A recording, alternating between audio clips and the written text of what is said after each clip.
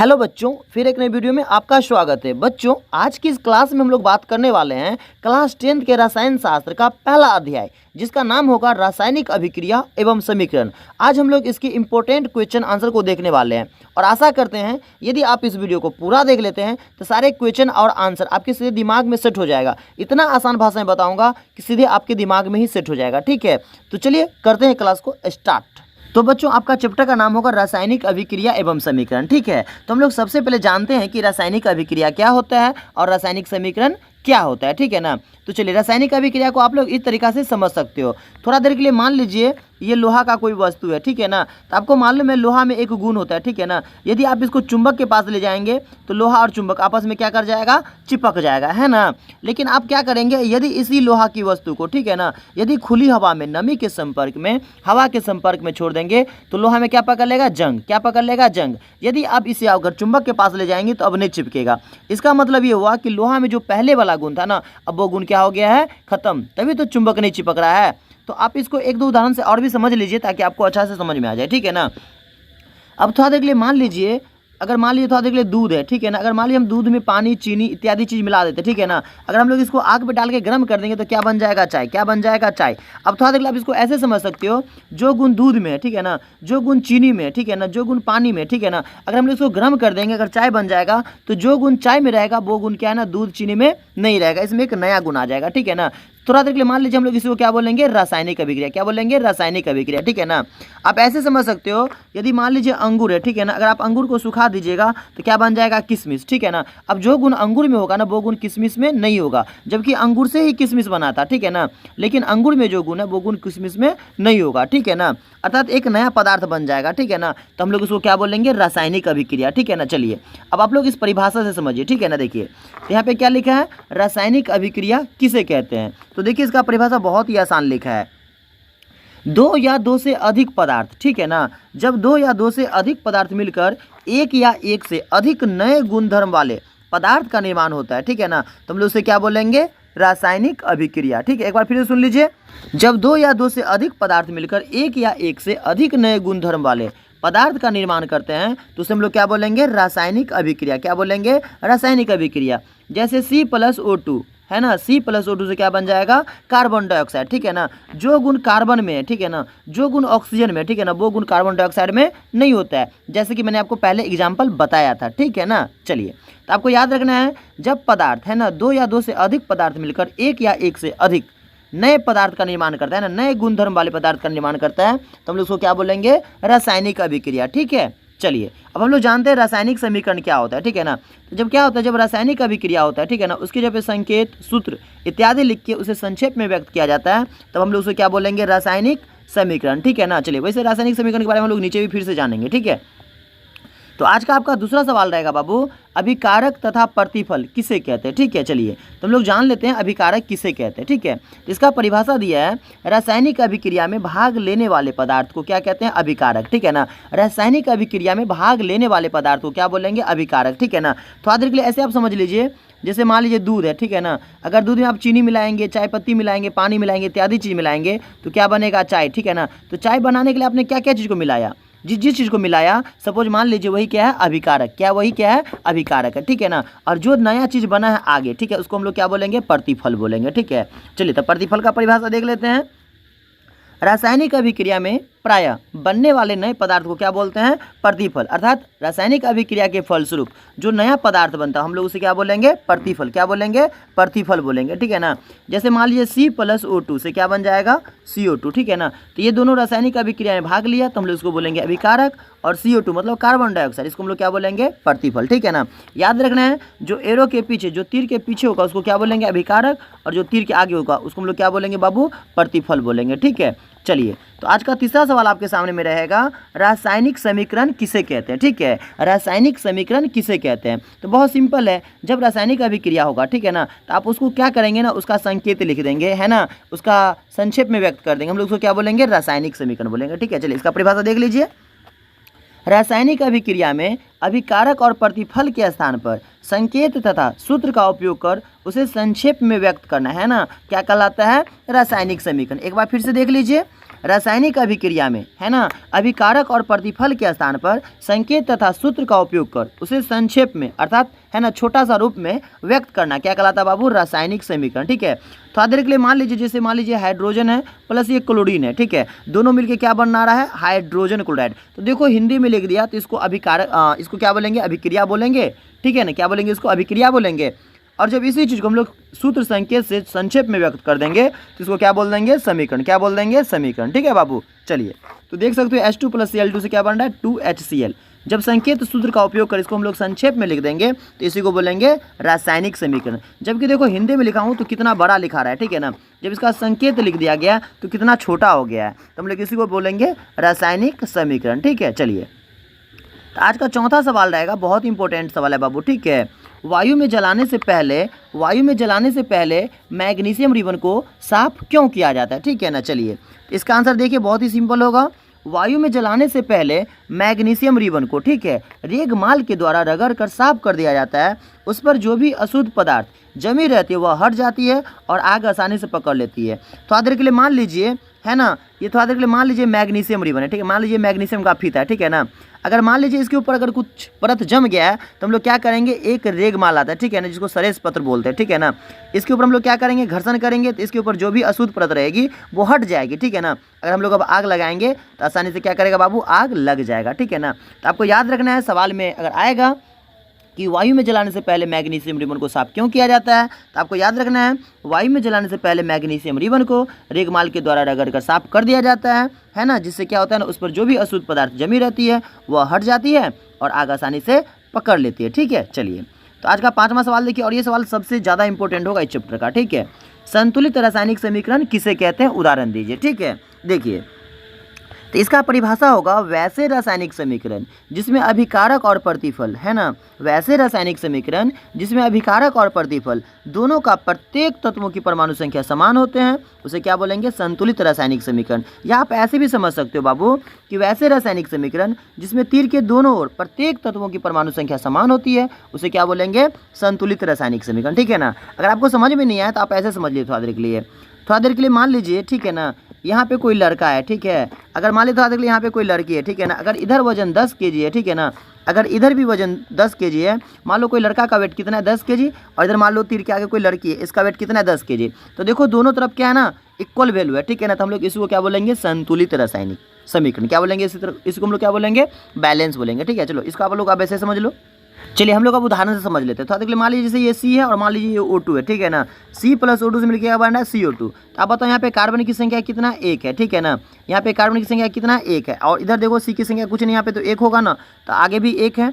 अब ऑक्सीजन के पीछे में संख्या देखो कितना है बाबू? 2 है, तो आगे भी कितना है? 2 है, ठीक है ना, तो कार्बन पीछे 1 है तो आगे भी 1 है, ऑक्सीजन पीछे 2 है तो आगे भी 2 है, मतलब क्या कि दोनों तरफ इक्वल संख्या। ठीक है ना, तो आप लोग इसे कह सकते हो ये बैलेंस है अर्थात संतुलित रासायनिक समीकरण है।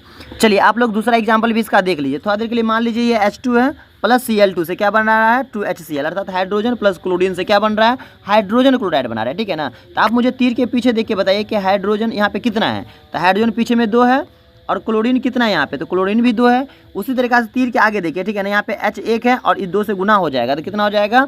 आगे में हाइड्रोजन 2 हो जाएगा और क्लोरीन भी कितना हो जाएगा? 2 × 2। तो आप मुझे बताइए हाइड्रोजन आगे पीछे दोनों तरफ 2 ही 2 है और क्लोरीन कितना है? आगे पीछे 2 ही 2 है ना, अर्थात दोनों तरफ प्रत्येक तत्वों की परमाणु संख्या क्या है? समान है। ठीक है, तो हम लोग इसको क्या बोलेंगे बाबू? संतुलित रासायनिक समीकरण। ठीक है ना, तो आपको एक बार फिर से परिभाषा सुना देता हूँ। वैसे रासायनिक समीकरण जिसमें तीर के दोनों तरफ प्रत्येक तत्वों की परमाणु संख्या बराबर होती है उसे हम लोग क्या बोलेंगे? संतुलित रासायनिक समीकरण बोलेंगे। ठीक है ना, यदि किसी भाई को PDF चाहिए तो आप लोग इस WhatsApp पे हाई लिख के बाबू ने 10th लिख देना, ठीक है ना, और केमिस्ट्री लिख देना, आपको ये वाली PDF मिल जाएगा। ठीक है ना, 850786 3061। ठीक है बाबू, कॉल मत कीजिएगा, ठीक है ना, सिर्फ WhatsApp कर दीजिएगा, ठीक है, मिल जाएगा। चलिए तो आज का छठा सवाल देख लेते हैं हम लोग। तो आज का छठा सवाल आपके सामने में रहेगा, असंतुलित रासायनिक समीकरण किसे कहते हैं? उदाहरण दीजिए। ठीक है, तो इसका परिभाषा होगा वैसे रासायनिक समीकरण, ठीक है ना, वैसे रासायनिक समीकरण जिसमें अभिकारक और प्रतिफल, है ना, मतलब तीर के आगे और पीछे दोनों तरफ, ठीक है ना, प्रत्येक तत्वों की परमाणु संख्या समान नहीं होता है उसे क्या बोलते हैं? असंतुलित रासायनिक समीकरण। थोड़ा देर के लिए मान लीजिए एग्जाम्पल H2 + O2 से बना रहा है H2O, ठीक है ना, अर्थात हाइड्रोजन प्लस ऑक्सीजन से क्या बना रहा है? H2O, मतलब जल बना रहा है। तो आप मुझे बताओ पीछे में हाइड्रोजन कितना है? तो 2 है, और आगे में कितना है? आगे में भी 2 है। ऑक्सीजन पीछे में कितना है? 2 है, और ऑक्सीजन आगे में यहाँ कितना है? 1 है। तो आप मुझे बताइए हाइड्रोजन की दोनों तरफ तो परमाणु संख्या समान है, लेकिन आप मुझे बताइए कि ऑक्सीजन की दोनों तरफ परमाणु संख्या समान है? तो नहीं है। क्यों? क्योंकि पीछे में 2 है और आगे में क्या, 1 है। तो मैंने तो आपको यही बताया था कि जब समीकरण के दोनों तरफ है ना, जब तीर के दोनों तरफ प्रत्येक तत्वों की परमाणु संख्या बराबर नहीं होती है तो उसे क्या बोलेंगे, असंतुलित रासायनिक समीकरण। और हम लोग इसी का दूसरा नाम बोलेंगे कंकाली रासायनिक समीकरण। ठीक है, चलिए आज का 7वां सवाल आपके सामने में रहेगा, रासायनिक समीकरण को संतुलित करना क्यों आवश्यक है? ठीक है बाबू, तो इसका आंसर होगा बुआ, द्रव्यमान संरक्षण नियम के अनुसार न तो द्रव्यमान का निर्माण होता है और न ही विनाश होता है। ठीक है, इसीलिए रासायनिक समीकरण को संतुलित करना क्या होता है, अनिवार्य होता है। एक बार फिर समझ लीजिए, रासायनिक समीकरण को संतुलित करना क्यों आवश्यक है? तो आपको याद रखना है द्रव्यमान संरक्षण नियम के अनुसार। ठीक है ना, द्रव्यमान का नहीं तो निर्माण होता है और नहीं तो विनाश होता है। ठीक है, इसीलिए रासायनिक समीकरण को संतुलित करना क्या होता है, आवश्यक होता है। ठीक है, चलिए तो आज का 8वां सवाल देख लेते हैं हम लोग, बहुत इंपॉर्टेंट है ना अभिक्रिया ये वाली। आज का 8वां सवाल आपके सामने में रहेगा, संयोजन अभिक्रिया किसे कहते हैं या संयोजन अभिक्रिया क्या है? ठीक है ना, या कोई 4 प्रकार के रासायनिक अभिक्रिया को लिखें और उदाहरण दें। है ना, एग्जाम में ऐसे भी सवाल पूछे जाते हैं। तो इस सवाल को देख लीजिए, हम लोग और भी नीचे अभिक्रिया देखने वाले। ठीक है ना, चलिए तो 8वां सवाल आपका था, संयोजन अभिक्रिया किसे कहते हैं? तो इसका आंसर होगा बाबू, वैसे रासायनिक अभिक्रिया जिसमें 2 या 2 से अधिक पदार्थ मिलकर एक नए पदार्थ का निर्माण करते हैं उसे क्या बोलेंगे, संयोजन अभिक्रिया। ठीक है ना, देखिए जब 2 या 2 से अधिक पदार्थ मिलकर, है ना, जब 2 या 2 से अधिक पदार्थ मिलकर एक नए पदार्थ का निर्माण करता है हम लोग इसको क्या बोलेंगे, संयोजन अभिक्रिया। ठीक है ना, जैसे तो अधिक मान लीजिए C+O2 है ना, अब यहाँ पे देखिए 2 पदार्थ मिल गया और एक नया पदार्थ बनाया, क्या बनाया, CO2। ठीक है, तो हम लोग इसको क्या बोलेंगे, संयोजन। तो याद रखना है, जब 2 या 2 से अधिक पदार्थ मिलकर एक नए पदार्थ का निर्माण करता है उसे क्या बोलते हैं, संयोजन अभिक्रिया। ठीक है, तो चलिए आज का अगला सवाल आपका रहेगा 9 नंबर, वियोजन या अपघटन अभिक्रिया किसे कहते हैं?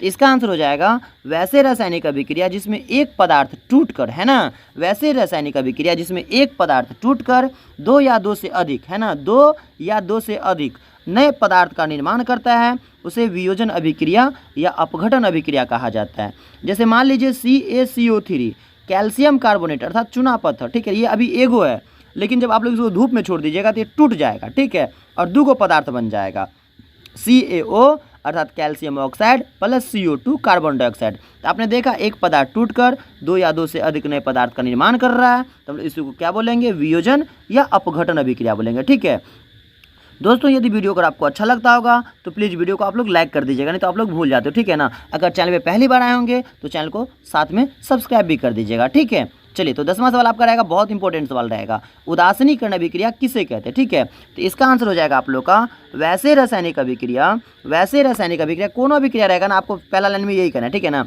वैसे रासायनिक अभिक्रिया जिसमें अम्ल और भस्म अर्थात अम्ल और क्षार, ठीक है ना, मिलकर लवण तथा जल बनाता है। देखो 2 पदार्थ मिलेगा, अम्ल और भस्म, ये दोनों मिलेगा और क्या बनाएगा, लवण और जल, 2 पदार्थ बनाएगा। ठीक है ना, तो हम लोग इसे क्या बोलेंगे, उदासीनीकरण अभिक्रिया बोलेंगे। एक बार फिर समझ लीजिए, वैसे रासायनिक अभिक्रिया जिसमें अम्ल और भस्म मिलकर, है ना, लवण और जल बनाता है, क्या बोलेंगे उसे, उदासीनीकरण अभिक्रिया बोलेंगे। जैसे मान लीजिए HCl, ठीक है ना, ये कोई क्या मान लीजिए अम्ल है, और ये NaOH, ठीक है ना, सोडियम हाइड्रोक्साइड, ये कोई भस्म है। जब अम्ल और भस्म, है ना, दोनों मिलके क्या बनाएगा, सोडियम क्लोराइड अर्थात लवण बनाएगा और साथ में H2 मतलब जल बनाएगा, तो हम लोग इसको क्या बोलेंगे, उदासीनीकरण अभिक्रिया। तो मैंने अभी आपको बताया था बाबू कि जब अम्ल और, है ना, भस्म मिलकर क्या बनाता है, लवण और जल, लवण और क्या बनाता है, जल, है ना। तो मैंने अभी आपको बताया था जब अम्ल और भस्म मिलकर लवण और जल बनाता है तो इसको क्या बोलते हैं, उदासीनीकरण अभिक्रिया बोलते हैं। ठीक है, चलिए तो आज का 11वां सवाल देख लेते हैं हम लोग। तो आज का बाबू 11वां सवाल आपका रहेगा, प्रतिस्थापन, ठीक है, या एकल विस्थापन अभिक्रिया किसे कहते हैं? देखो तो नामे से स्पष्ट है, विस्थापन, विस्थापन मतलब होता है अलग हो जाना। ठीक है, तो चलिए देखते हैं इसका परिभाषा क्या लिखा है बाबू, बहुत ही सिंपल लिखा है, वैसे अभिक्रिया, ठीक है ना, वैसे अभिक्रिया जिनमें एक तत्व यौगिक में दूसरे तत्व का स्थान ले लेता है उसे क्या बोलेंगे, प्रतिस्थापन या एकल विस्थापन अभिक्रिया। इसको देखिए अब तो देख ले, मान लीजिए जैसे यहाँ पे आयरन है Fe है, ठीक है ना, और ये कॉपर सल्फेट, ये कोई मान लीजिए यौगिक है, देख रहे हैं ना यहाँ पे 2 या 2 से अधिक पदार्थ मिला हुआ है। अब Fe + CuSO4 मिलकर क्या बना रहा है, FeSO4 + Cu, ठीक है ना। तो मैंने आपको क्या बताया था कि वैसे रासायनिक अभिक्रिया जिसमें एक तत्व यौगिक में दूसरे तत्व का स्थान ले लेता है उसे क्या बोलते हैं, प्रतिस्थापन अभिक्रिया। आप लोग यहाँ पे देख सकते हो, यहाँ पे कोई एक तत्व है और यौगिक में कोई तत्व है Cu, ठीक है ना। तो आप यहाँ पे देख सकते हो CuSO4 है, लेकिन ये Fe क्या करेगा, कॉपर के जगह पे अपना स्थान बना लेगा और कॉपर को क्या कर देगा, विस्थापित कर देगा, अलग कर देगा। तो मैंने आपको यही बताया था। वैसे रासायनिक अभिक्रिया जिसमें एक तत्व है ना, जिसमें क्या करेगा, एक तत्व यौगिक में दूसरे तत्व का स्थान ले लेता है। तो यहाँ पे देखो FeSO4 में यहाँ पे क्या है ना, कॉपर के जगह पे Fe आ गया है ना। तो मैंने तो अभी यही बताया आपको कि वैसे रासायनिक अभिक्रिया जिसमें एक तत्व यौगिक में दूसरे तत्व का स्थान ले लेता है उसे क्या बोलते हैं, प्रतिस्थापन अभिक्रिया या एकल विस्थापन अभिक्रिया बोलते हैं। साथ में उदाहरण आपको याद रखना है, Fe + CuSO4 से क्या बनेगा, FeSO4 + Cu। ठीक है, चलिए तो हम लोग अगला एग्जाम्पल को देख लेते हैं। तो आज का आपका अगला सवाल 12 नंबर रहेगा बाबू, ऊष्माक्षेपी एवं ऊष्माशोषी अभिक्रिया किसे कहते हैं या क्या है, उदाहरण दीजिए। ठीक है ना, तो इसका आंसर होगा ऊष्माक्षेपी का। ऊष्माक्षेपी का मतलब क्या होता है, जब ऊर्जा। तो चलिए बच्चों, हम लोग आज का अगला सवाल 12 नंबर सवाल देख लेते हैं। तो 12 नंबर सवाल में आपका रहेगा, ऊष्माक्षेपी और ऊष्माशोषी अभिक्रिया किसे कहते हैं या क्या है, उदाहरण दीजिए। तो देखो बाबू, ऊष्माक्षेपी का मतलब क्या होता है, जब ऊष्मा बाहर निकलता है ना, जब ऊष्मा का उत्सर्जन होता है तो उसे हम लोग ऊष्माक्षेपी बोलेंगे। और जब ऊष्मा का अवशोषण होता है ना, जब ऊष्मा का अवशोषण होता है तो हम लोग उसको क्या बोलेंगे, ऊष्माशोषी अभिक्रिया बोलेंगे।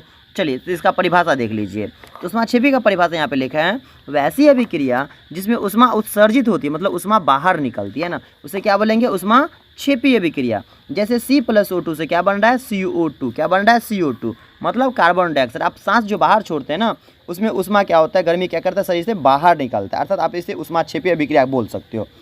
या मान लीजिए थोड़ा देर के लिए अगर आप जल में, मान लीजिए थोड़ा देर के लिए अगर आप जल में, ठीक है ना, अगर चूना को मिला दीजिएगा तो आप देखेंगे क्या होगा, चूना हीट होने लगेगा, उबलने लगेगा। ठीक है ना, उसमें से गर्मी बाहर निकलने लगेगा। आप वहाँ पे अगर आसपास में हाथ रखिएगा तो आपको है ना गर्मी महसूस होगा, है ना। तो हम लोग इसको क्या बोलेंगे, ऊष्माक्षेपी अभिक्रिया बोलेंगे। ठीक है बाबू, चलिए तो अगला सवाल आपका रहेगा, ऊष्माशोषी अभिक्रिया किसे कहते हैं ना। तो इसका परिभाषा हो जाएगा, वैसे अभिक्रिया जिसमें ऊष्मा का है ना अवशोषण होता है या अवशोषित होता है उसे क्या बोलेंगे, ऊष्माशोषी अभिक्रिया। ठीक है ना, जहाँ पे ऊष्माशोषी अभिक्रिया होगा, यदि आप उस वस्तु को थोड़ा आसपास संपर्क में रहेंगे तो आपको कैसा लगेगा, आपको ना ठंडा ठंडा क्या होगा, महसूस होगा। ठीक है, चलिए तो आपका 13वां सवाल रहेगा बाबू, ध्यान से देखना, विकिर्त गंधिता से आप क्या समझते हैं। ठीक है बाबू, विकिर्त गंधिता से आप क्या समझते हो। तो विकिर्त गंधिता मतलब क्या होता है, गंध करना। तो इसका मतलब यही होता है, यहाँ पे जब भोजन को अगर आप लोग खुली हवा में लंबा समय तक छोड़ देंगे तो वो क्या हो जाएगा, है ना, वो ऑक्सीकृत हो जाएगा, हवा से मिलकर ऑक्सीकृत हो जाएगा और भोजन क्या हो जाएगा, है ना, मतलब प्रदूषित हो जाएगा, बासी हो जाएगा। हम लोग उसको क्या बोलेंगे, विकिर्त गंधिता। चलिए इसका परिभाषा देख लीजिए क्या लिखा है यहाँ पे। इसका परिभाषा बाबू यहाँ पे लिखा है, जब भोजन को खुली हवा में, है ना, जब भोजन को खुली हवा के संपर्क में छोड़ दिया जाता है तो वह ऑक्सीकृत हो जाता है, मतलब हवा उसमें मिल जाता है, उसी को हम लोग क्या बोलते हैं, ऑक्सीकृत। ठीक है ना, ऑक्सीकृत हो जाता है, जिससे भोजन के स्वाद अप्रिय और दुर्गंध, है ना, होने लगता है या करने लगता है, इसी को हम लोग क्या बोलते हैं, विकिर्त गंधिता। तो आशा करेंगे आपको विकिर्त गंधिता भी समझ में आ गया होगा। ठीक है ना, इसीलिए चिप्स सबको पैनी में क्या होता है ना, पैक करके उसमें क्या होता है ना, नाइट्रोजन गैस भर दिया जाता है ताकि हवा बाहर से ना जाए। ठीक है ना, और वो ऑक्सीकृत नहीं होता और वो खराब नहीं होता। ठीक है, चलिए तो आज का 14 नंबर सवाल आपका रहेगा बाबू, रेडॉक्स अभिक्रिया किसे कहते हैं। तो आपको याद रखना है, या इसी में पूछेगा कि उपचयन अपचयन अभिक्रिया क्या है। ठीक है ना, या ऑक्सीकरण अवकरण अभिक्रिया क्या है, तो सबका आंसर एक ही होगा। ठीक है ना, तो आपको याद रखना है, वैसे रासायनिक अभिक्रिया जिसमें ऑक्सीकरण और अवकरण, है ना, वैसी अभिक्रिया जिसमें ऑक्सीकरण और अवकरण अभिक्रिया एक साथ होती है उसे हम लोग क्या बोलेंगे, रेडॉक्स अभिक्रिया। क्या बोलेंगे बाबू, रेडॉक्स अभिक्रिया। ठीक है, चलिए तो आपका 15 नंबर सवाल रहेगा बाबू, अवक्षेपण अभिक्रिया क्या है। ठीक है ना, अवक्षेपण अभिक्रिया क्या है। ठीक है ना, देखो तो अवक्षेपण मतलब क्या होता है, विलयन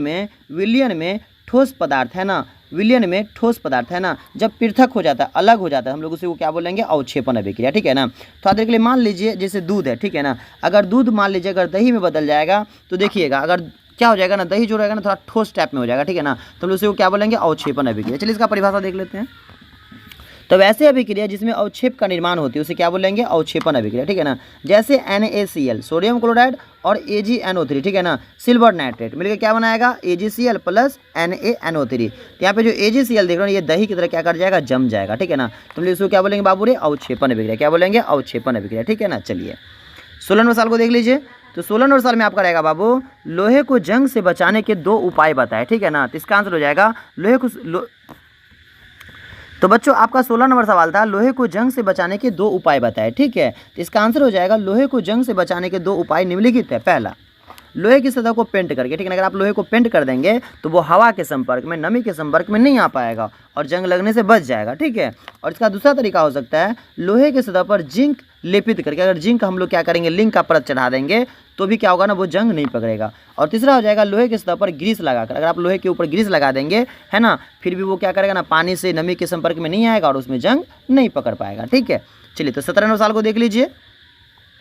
तो 17वें सवाल में बाबू आपका है लोहे की वस्तु को पेंट क्यों किया जाता है, ठीक है ना। तो सिंपल, मैंने आपको आंसर पहले बता ही दिया है, ठीक है ना। तो लोहे की वस्तु को जंग से बचाने के लिए पेंट किया जाता है, ठीक है ना। लोहे की वस्तु को जंग से बचाने के लिए पेंट किया जाता है। पेंट कर देने से लोहा सीधे वायु तथा नमी के संपर्क में नहीं आ पाता है और जंग लगने से बच जाता है। इसलिए लोहे को क्या करते हैं हम लोग, पेंट करते हैं, ठीक है ना। और साथ में वो अच्छा भी दिखता रहता है बाबू, ठीक है। चलिए तो आपका 18 नंबर सवाल रहेगा श्वसन क्रिया को ऊष्माक्षेपी अभिक्रिया क्यों कहा जाता है, ठीक है ना। श्वसन अभिक्रिया को है ना, श्वसन अभिक्रिया को ऊष्माक्षेपी अभिक्रिया क्यों कहा जाता है, ठीक है ना। चलिए तो श्वसन में क्या होता है ना, कार्बन डाइऑक्साइड हम लोग बाहर छोड़ते हैं और कार्बन डाइऑक्साइड में क्या होता है आप जानबे करते हैं, उसमें बाहर निकलता है हम लोग, इसीलिए इसको क्या बोलेंगे, ऊष्माक्षेपी अभिक्रिया बोलेंगे, ठीक है ना। तो इसका देखो परिभाषा क्या है। श्वसन क्रिया को ऊष्माक्षेपी अभिक्रिया इसलिए कहा जाता है क्योंकि श्वसन करने से ग्लूकोज का ऑक्सीकरण होता है और ऊर्जा का निर्माण होता है, ठीक है ना। गर्मी ऊर्जा का क्या होता है, निर्माण होता है, इसलिए हम लोग इसको क्या बोलेंगे, श्वसन को ऊष्माक्षेपी अभिक्रिया बोलेंगे, ठीक है। चलिए तो 19 नंबर सवाल आपका रहेगा संयोजन अभिक्रिया वियोजन अभिक्रिया का, है ना, विपरीत होता है क्यों। संयोजन अभिक्रिया वियोजन अभिक्रिया का विपरीत होता है क्यों। तो मैंने आपको भी समझाया था थोड़ा देर पहले ना, संयोजन में क्या होता है ना, दो या दो से अधिक पदार्थ मिलकर एक पदार्थ बनता है, ठीक है ना। जबकि वियोजन में क्या होता है, एक पदार्थ टूटकर दो या दो से अधिक नए पदार्थों में, है ना, निर्माण होता है, इसलिए हम लोग इसको क्या बोलते हैं, वियोजन। तो यहाँ पे देखते हो दो या दो से पदार्थ अधिक मिलकर एक बन रहा है, जबकि यहाँ पे एक पदार्थ, है ना, टूट के दो या दो से ज़्यादा पदार्थ बन रहा है, इसलिए इसका ये क्या अपोजिट है, उल्टा होता है, ठीक है ना। तो इसका परिभाषा देख लो। तो संयोजन अभिक्रिया का परिभाषा लिखा बाबू, संयोजन अभिक्रिया वियोजन अभिक्रिया का विपरीत होता है क्योंकि संयोजन अभिक्रिया में दो या दो से अधिक पदार्थ मिलकर एक हो जाता है, जबकि वियोजन अभिक्रिया में एक पदार्थ टूटकर दो या दो से अधिक नए पदार्थ का निर्माण करते हैं, इसलिए क्या होता है, संयोजन अभिक्रिया वियोजन अभिक्रिया का उल्टा होता है। जैसे कि मैंने आपको थोड़ा देर पहले बताया और मैंने आपको यहाँ भी बताया था संयोजन अभिक्रिया के बारे में, ठीक है बाबू। यहाँ पे मैंने बताया था संयोजन अभिक्रिया के बारे में और वियोजन अभिक्रिया के बारे में, ठीक है ना। तो मैंने आपको बताया था दो पदार्थ मिलकर एक बन जाता है ना, संयोजन में, जबकि वियोजन में एक पदार्थ, है ना, टूट के दो पदार्थ में या दो से अधिक पदार्थ में, है ना, मतलब। तो बच्चों मैंने यहाँ पे आपको संयोजन और वियोजन के बारे में बताया था, ठीक है ना। तो संयोजन में मैंने आपको क्या बताया था, जब दो या दो से अधिक पदार्थ मिलकर एक बन जाता है तो इसको संयोजन बोलते हैं। और वियोजन में क्या होता है, एक पदार्थ टूटकर दो या दो से अधिक नए पदार्थ का निर्माण करता है, तो इसको हम लोग क्या बोलते हैं, वियोजन अभिक्रिया, ठीक है ना। तो आशा करेंगे बाबू रे आपको संयोजन और वियोजन भी क्या होगा, समझ में आ ही गया होगा, ठीक है ना। चलिए तो आपका अगला सवाल रहेगा बाबू रे 20 नंबर, है ना, संक्षारण क्या है या संक्षारण किसे कहते हैं, उदाहरण दीजिए, ठीक है ना। तो इसका आंसर हो जाएगा जब धातु वाली वस्तु को, है ना, नमी तथा हवा के संपर्क में छोड़ दिया जाता है तो वह संक्षारित हो जाती है ना। जब धातु वाली वस्तु को नमी और हवा के संपर्क में छोड़ दिया जाता है तो वह संक्षारित हो जाती है, मतलब संक्षारित मतलब जंग पकड़ लेते हैं, ठीक है ना। इसी को हम लोग क्या बोलते हैं, संक्षारण कहते हैं। जैसे लोहे में जंग लगना, यदि आप मान लो लोहे की वस्तु को खुली हवा में नमी के संपर्क में छोड़ देंगे तो ये क्या हो जाएगा, संक्षारित हो जाएगा, मतलब इसके ऊपर जंग पकड़ने लगेगा, ठीक है ना। हम लोग इसको क्या बोलेंगे, संक्षारण बोलेंगे, ठीक है ना बाबू। तो आज का लास्ट सवाल आपका रहेगा, बाबू रे द्विविस्थापन अभिक्रिया किसे कहते हैं, ठीक है ना। आज का आपका लास्ट सवाल रहेगा बाबू रे द्विविस्थापन अभिक्रिया किसे कहते हैं ना, द्विविस्थापन अभिक्रिया किसे कहते हैं। तो वैसे एग्जाम्पल यही होगा बट परिभाषा अलग होगा, ठीक है ना।